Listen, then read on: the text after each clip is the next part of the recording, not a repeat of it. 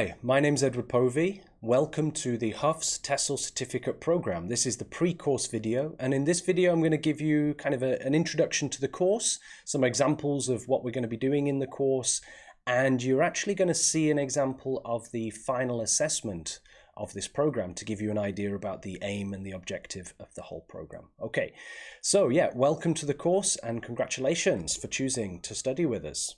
So first I'd like to give you a brief overview of this video and what we're going to cover in this video. This is the pre-course schedule for this video. We're going to start with talking about the programs and courses that are included in the Huf's Tesol certificate program.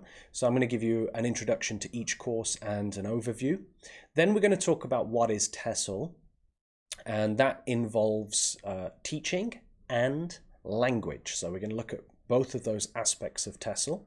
And then finally, we're going to do practice teaching observation. This means you're going to watch a video example of a previous student who took this course teaching, actually micro-teaching at the end of the program. So you're going to find out what it is, what you do, and what we look for in some of the final assessment. Okay, so let's get started on the programs and courses. So as you know, there are two main courses for the Tesol certificate program. We've got the regular Tesol and the Tesol for young learners. Okay, so let me give you an introduction to the regular Tesol now. Now, the regular Tesol has an online component called 241 and the offline regular classes also. Okay, so the first class here is Teaching English Language Skills. This is called TELS 1 and 2. So TELS means Teaching English Language Skills. In this course, you're going to learn about the basics of teaching language skills, which are listening and speaking and reading and writing.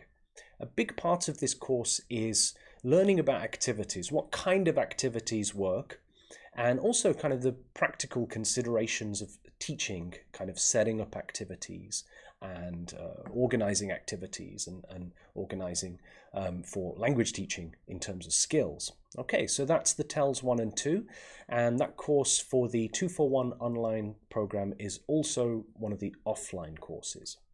The second course here, we have Methodology and Second Language Acquisition.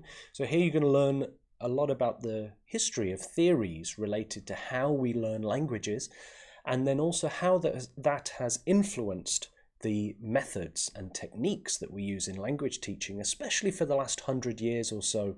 There's been a lot of different types of teaching methods. So in that course, you're going to learn about the history of teaching methods, and then also the right balance of teaching methods that we can apply in the modern situation.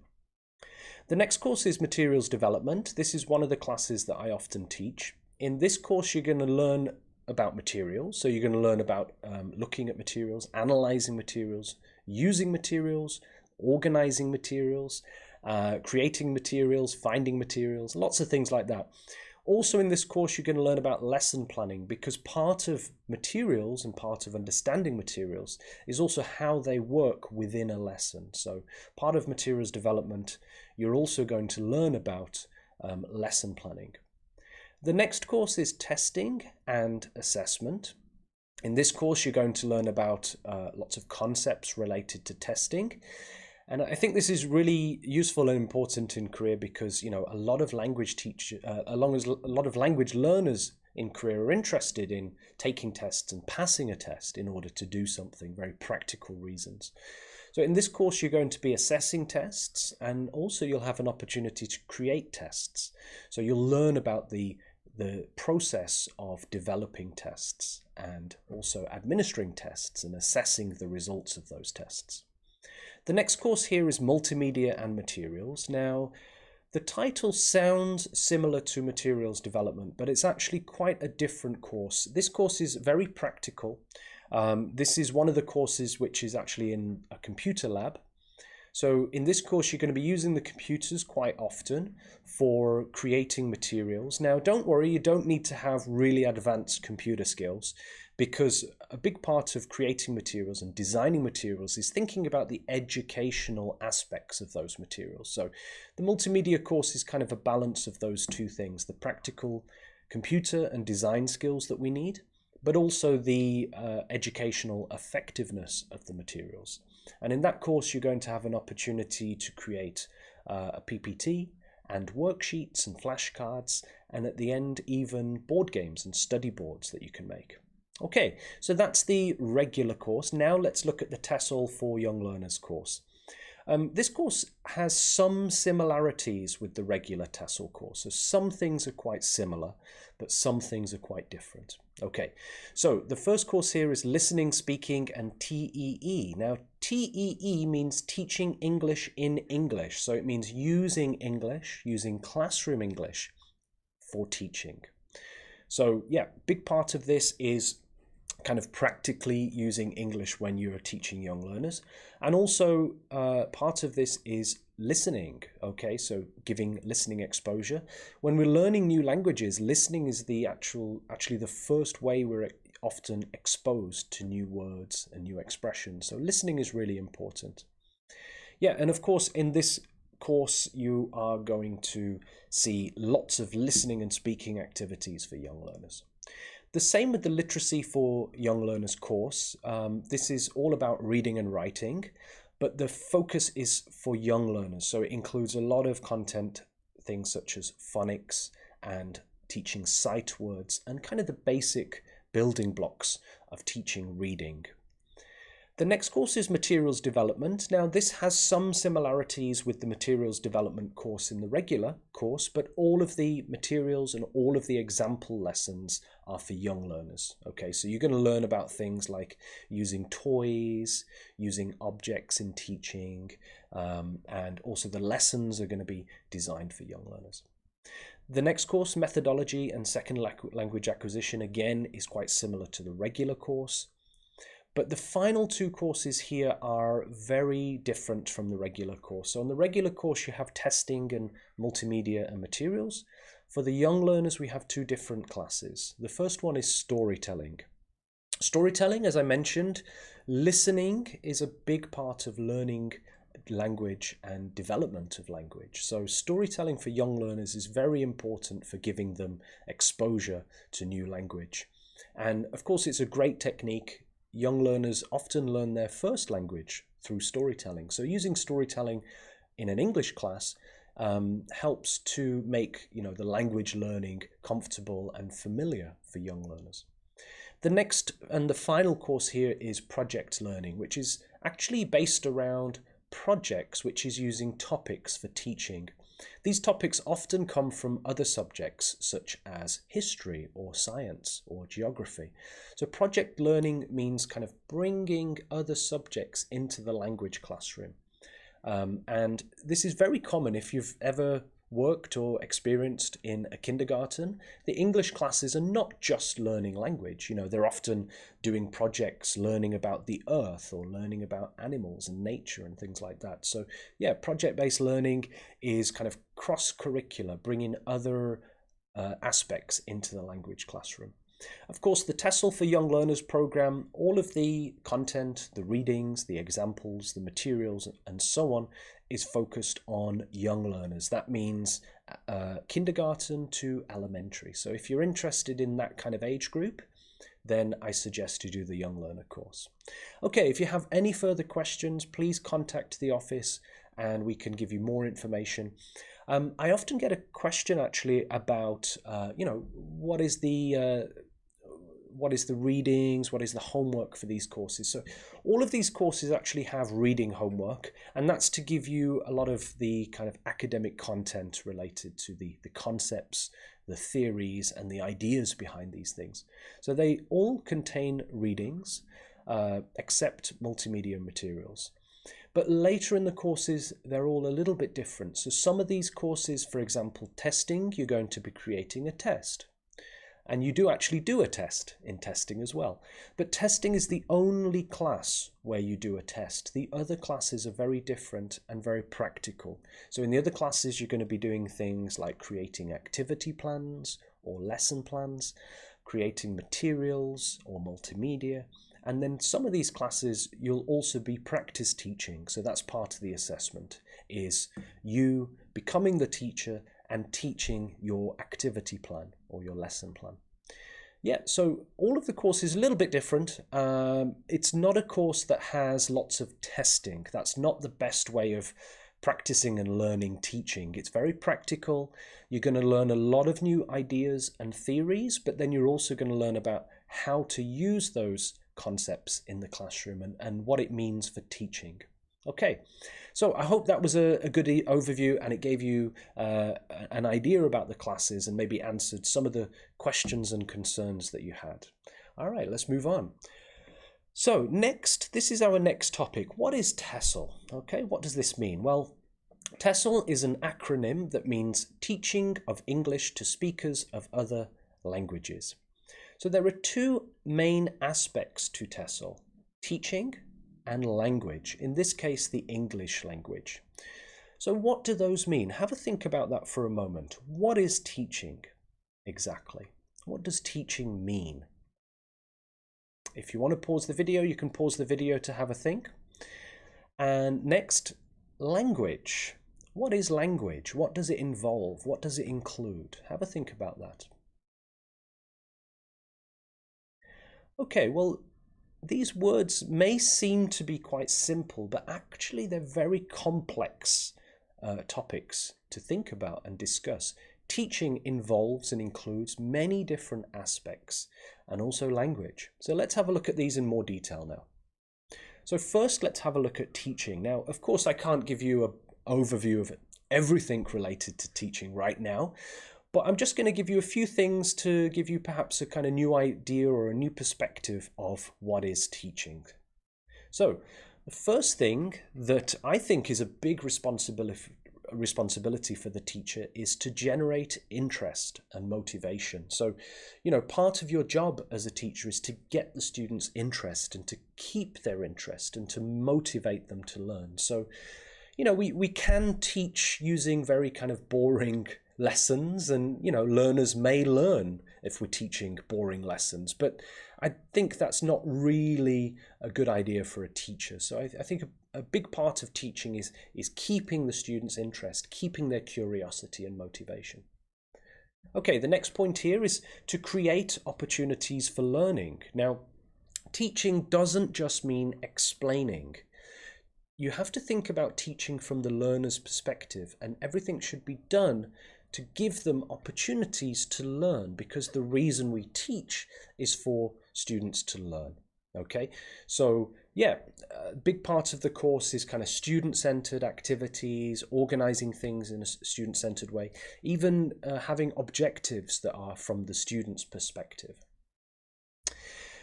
Now, another part of teaching that you should think about is using many diverse activities.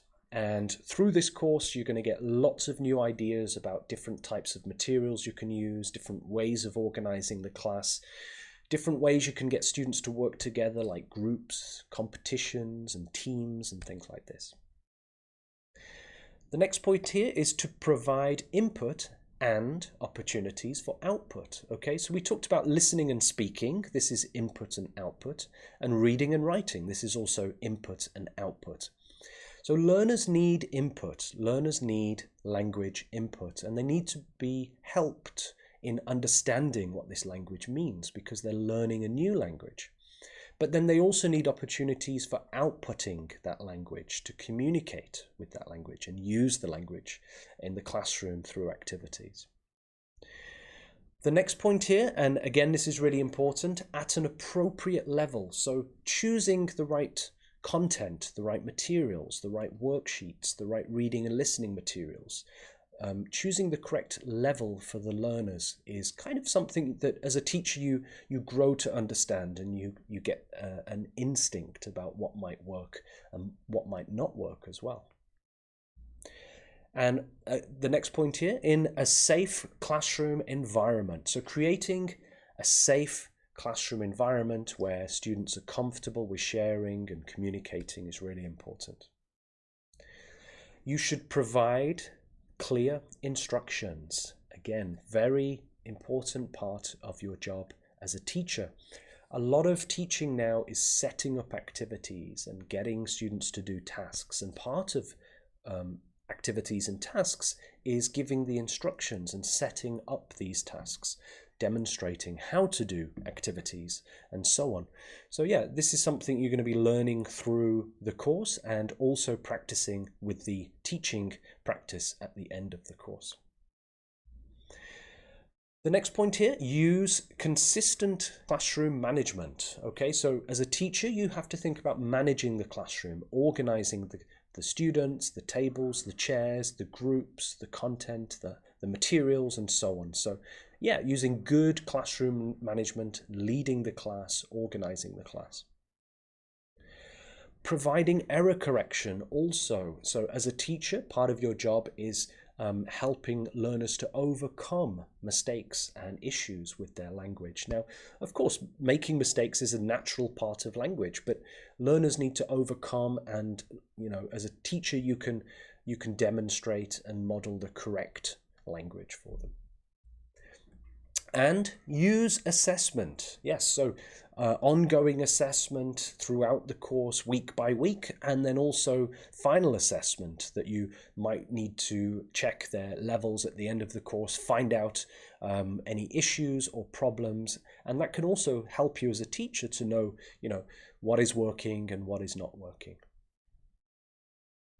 And finally, make learners aware of the target culture. So part of language teaching is also teaching culture. So yeah, bringing culture into the classroom, introducing culture helps learners to feel that English is not just a subject like math or science. It's a part of our world, and people communicate in English. Okay, let's have a look at language now. So language is complex. There are many different aspects of language. The main points that we seem to look at, that we tend to focus on, are grammar and vocabulary. Okay, now perhaps not in this order actually, but yeah, the grammar, the structure of language. Now, when we learn grammar, it doesn't just mean learning it and internalizing it. It also means using it, using the correct grammar, communicating with the correct grammar. So yeah, that's a big part of grammar that I think is not looked at enough. And with vocabulary, this is kind of, again, the building block of our language. So especially for younger learners, they need lots of vocabulary acquisition, and learners need to hear and understand vocabulary, but also be given opportunities to practice and use the vocabulary. And then we've got the 4 language skills: listening, speaking, reading, and writing. Each of these needs time to develop. Language is universal. Everybody uses language. It's part of our life and it's part of our culture. It's communication. Language is communication. Language is about communicating, traveling, meeting people, and doing things. Okay? Language is not just a subject that we study in the classroom. Finally, culture. Language is part of culture, and especially English language is as the global language. There are many different English cultures, and that's something that you'll learn as an English learner and also as an English teacher as well. Things like Australian English, Canadian English, British English, American English, all of the various cultures of English. And of course, many cultures have it as a second language as well. So as you've seen, teaching and language is complex. There are many different aspects of these things. And through this course, you're going to learn more about teaching and effective teaching. And you're going to learn more about language and how to plan for language learning. Okay, let's move on. Okay, so next what we're going to do is we're going to observe a practice teaching. This is practical teaching. And this video that we're going to watch is actually a teacher at the end of one of the programs, the Teaching English Language Skills program. And she is teaching a speaking lesson.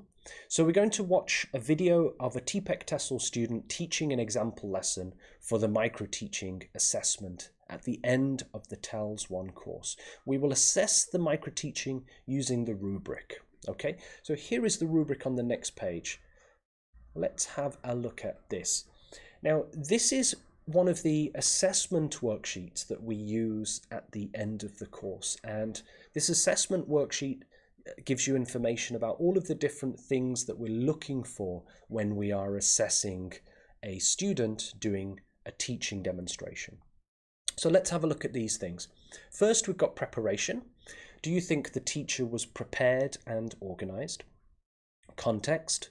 Did the teacher stay true to the level and age of her students throughout the lesson?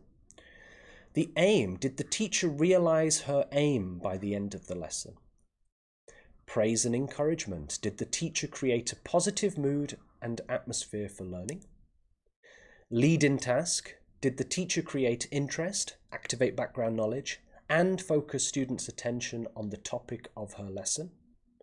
Lesson structure. Did the teacher properly open, develop, and close, if there was enough time, the lesson? And the sequence of lesson steps. Were the lesson steps ordered well, and were there smooth transitions between them? Now, if you need to pause the video, please pause the video and have a look at these again, because I want you to keep these in mind as we are watching the micro-teaching video. And there are some more rubrics, so you might want to pause the video to take a look at these first.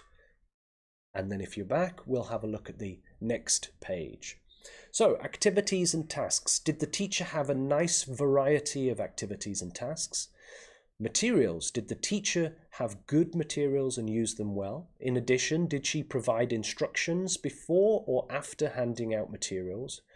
I'll give you a hint, before is better.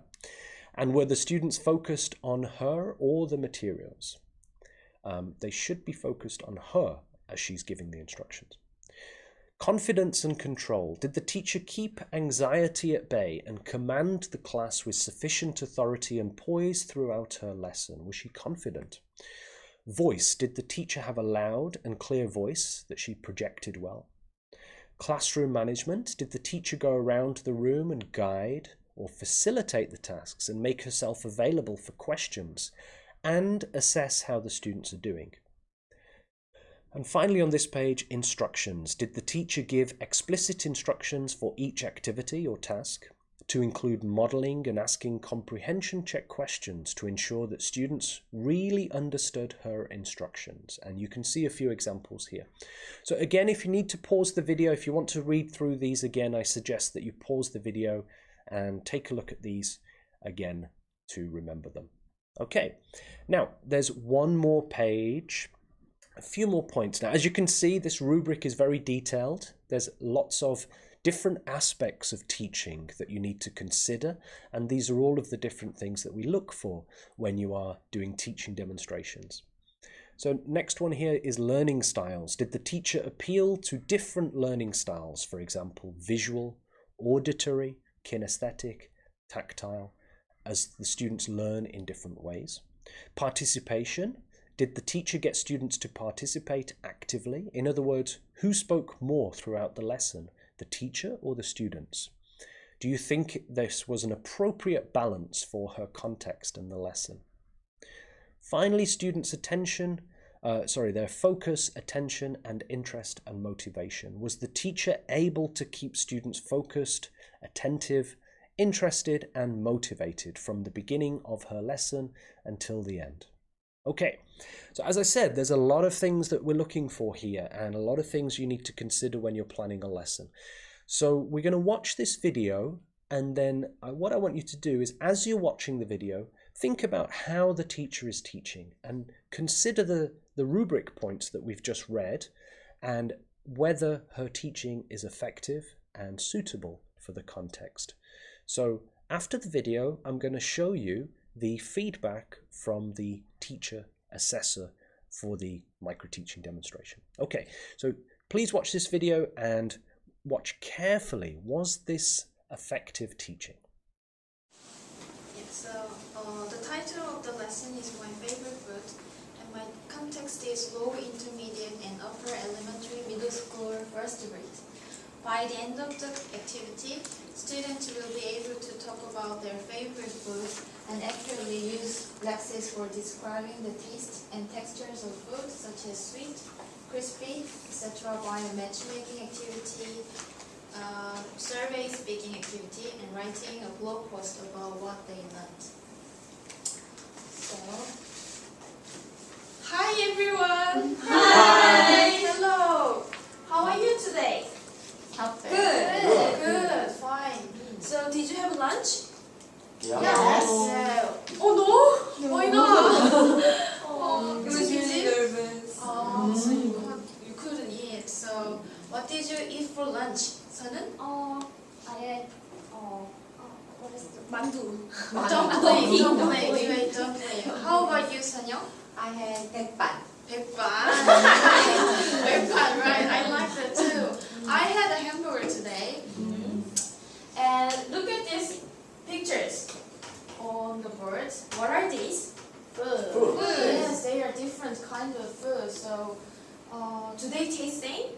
No. Oh, they taste different. So, as you know, there are lots of food that tastes different. So, can you guess what is today's topic?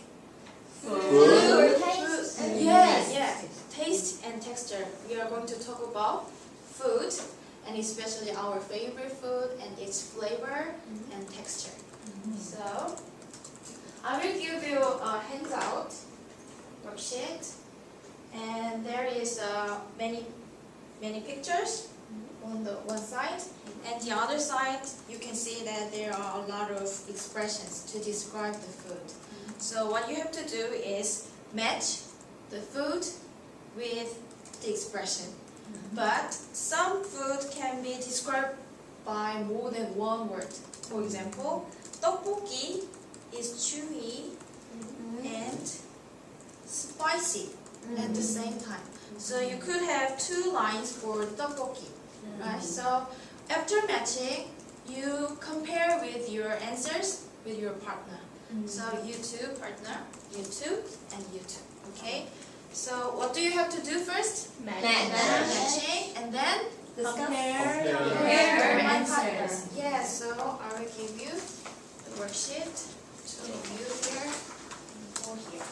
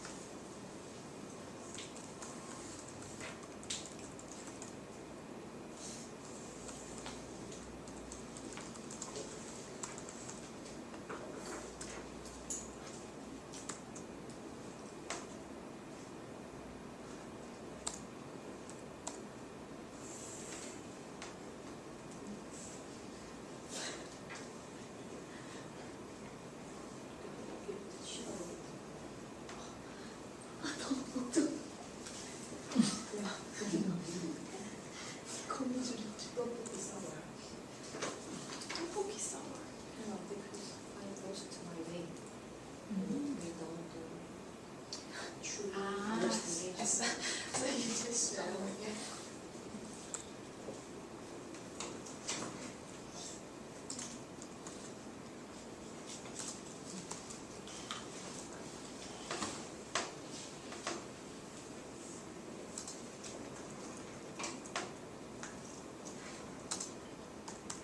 If you finish the matching, compare the answers with your partner. Chewy, spicy, Spicy. potato. What about French fries. French fries are fatty? all the salty. And hamburger. Fatty? Sweet and Sweet. chewy. Yeah. Oh, yeah. Sweet. Jelly? Sweet. Sweet. Salty. Sweet. Sour. And Sweet and fatty. Ah. Sweet. Yeah. And it could be something too. Pickles. Sour. Sweet and sour. Is it sweet? It's really like I think it's like Yeah, that is sour. vinegar. Sour. Could be sour. Potato chips.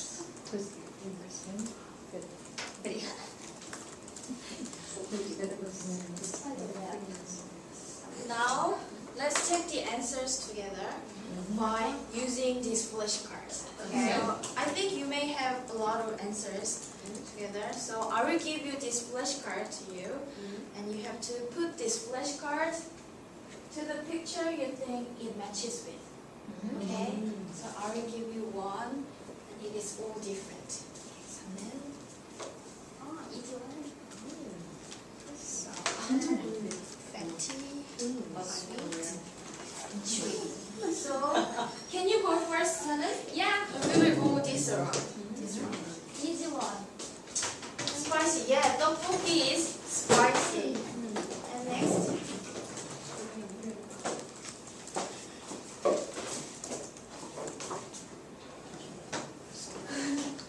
Salty. Yeah, French fries are salty. Pickles are sour. Like crispy. Yes. Sugar is bitter. Chocolate cake is sweet. And jelly beans are sweet. So can you say like tteokbokki is spicy?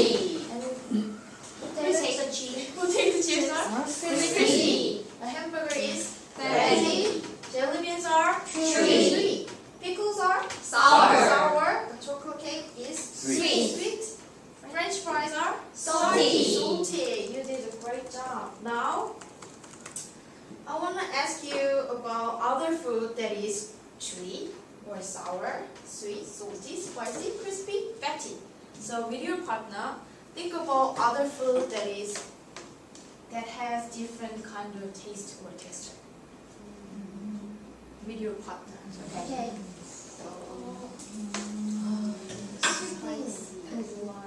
Like something. Sweet and sour. And crispy. Yeah. Sweet. Crispy. With gravy.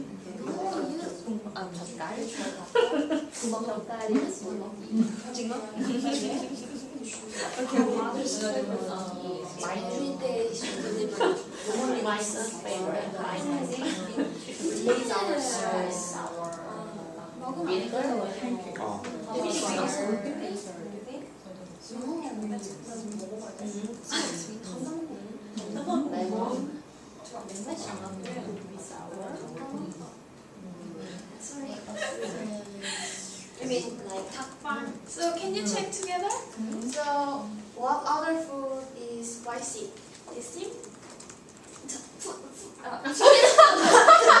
Chicken spoon. 닭발. Yeah. How about fatty food? This team?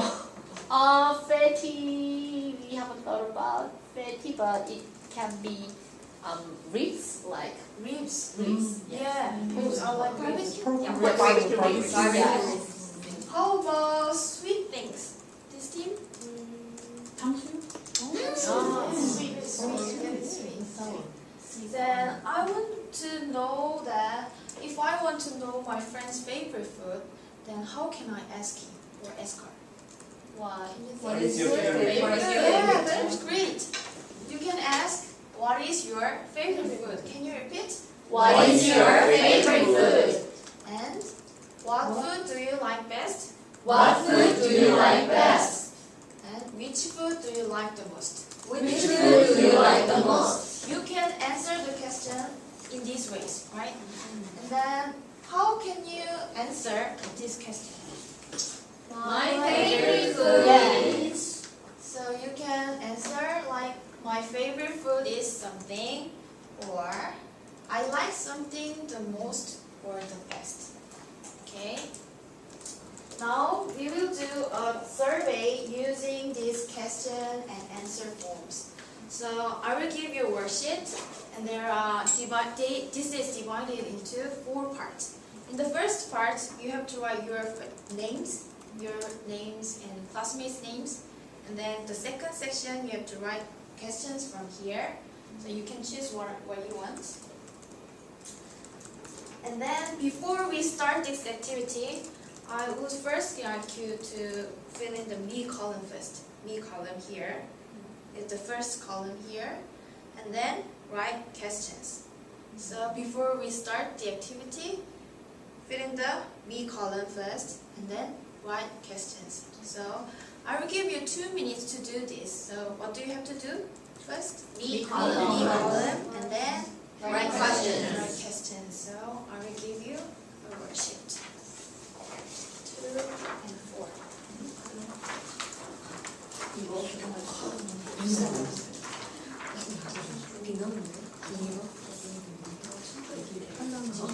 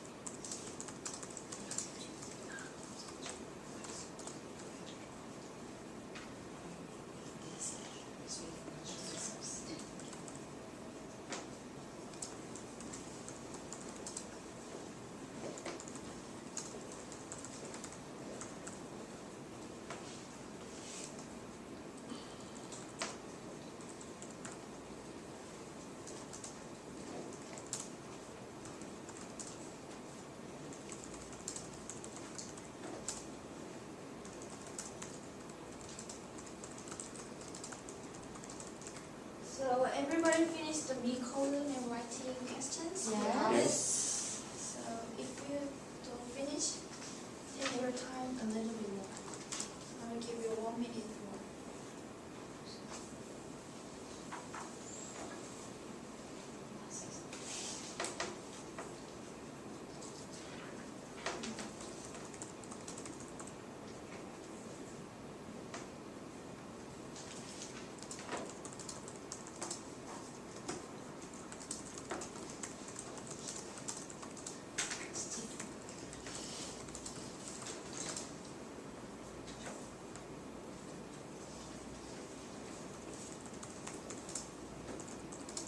Have you finished? Yes, great.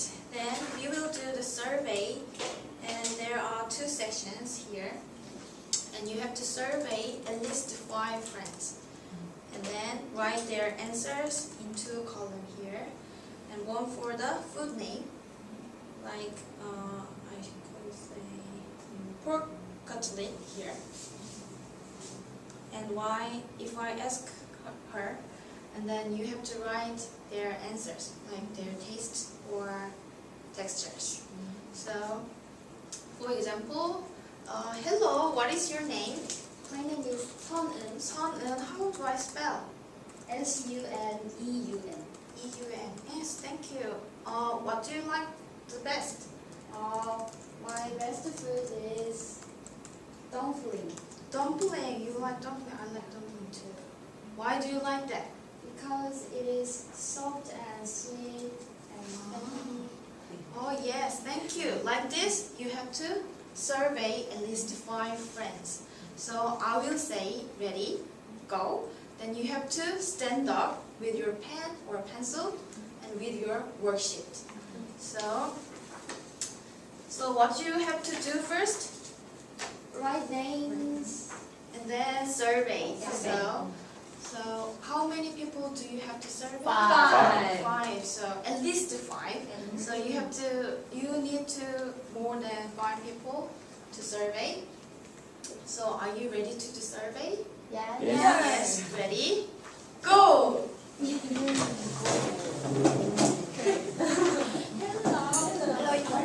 What's your name?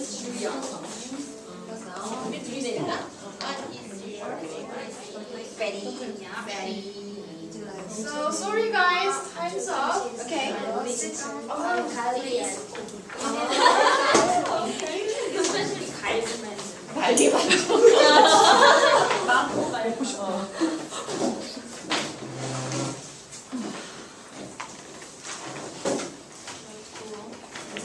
지금 나왔네.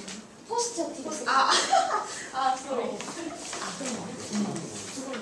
After this activity, they will have a short report after pair work, and then we will have a time for feedback. As a post activity, they will write a short blog post about their favorite food and its flavor and texture. Thank you. Okay, welcome back. So I hope you enjoyed that video, and that was a video of a student teaching a group of students at the end of the TELS 1 course. And from that video you can see the kind of thing that we do during this course and how we help the participants of the course to become more effective teachers. So how do you think she did? Well, here is the feedback that was given for her teaching demonstration. And if you want to pause the video, you can read the feedback in more detail.